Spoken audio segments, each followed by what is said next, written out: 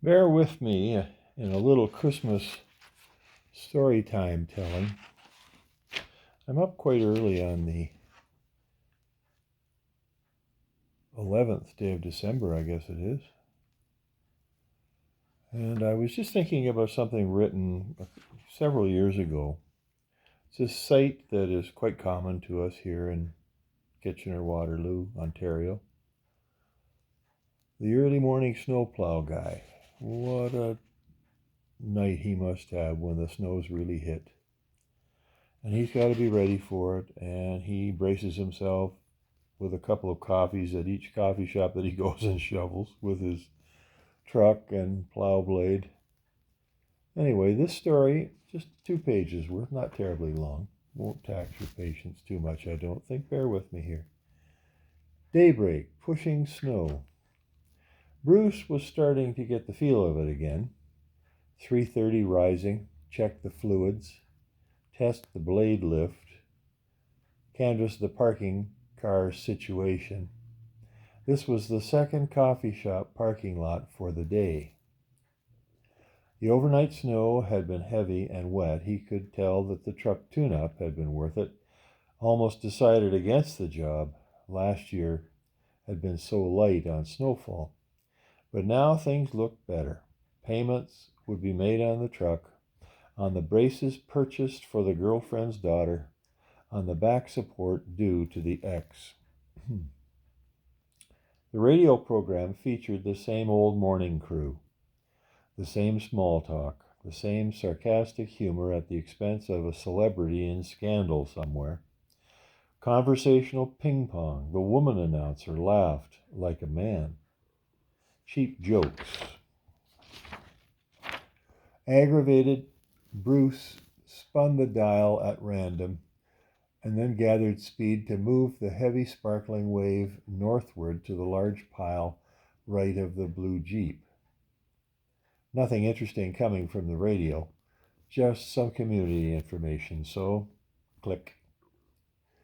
Turning southward to address another section of the lot, he saw it for the first time across the street. Church bulletin sign on the front lawn. Spotlit reading, quote, God donned diapers. He just chuckled and gave more acceleration. But then, with each swath of the harvest of snow, he saw it again. God donned diapers. By reflex, he reached for the radio to give it another try. Then a little more volume. Here's what he heard.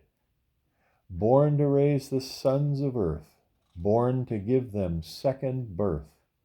Hark the herald angels sing, glory to the newborn King. The random spin on the radio had brought him to the local inspirational FM channel. Hadn't listened to it much before, but he left it there for the next hour and 2 more parking lots.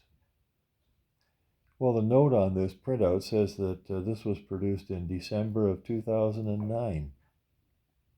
That's some time back. But the spirit still applies.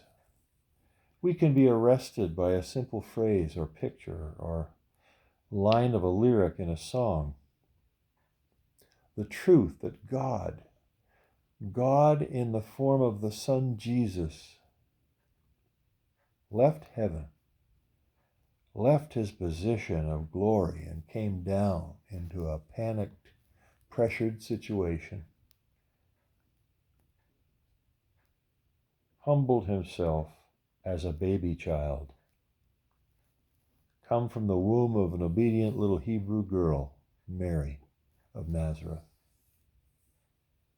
come into a world that had no idea he was there, thought nothing special of this particular family in the manger, except that the scene was strikingly beautiful, humble, and full of peace. The gentle animals observing, the shepherds coming down, somewhat breathless from the hills to see what was going on, the doves cooing in the rafters, the weary husband and caretaker of the little family unit, shedding tears of fatigue, relief, and wonder. And the woman, just holding the child, thrilled that she had said yes to the wishes of God.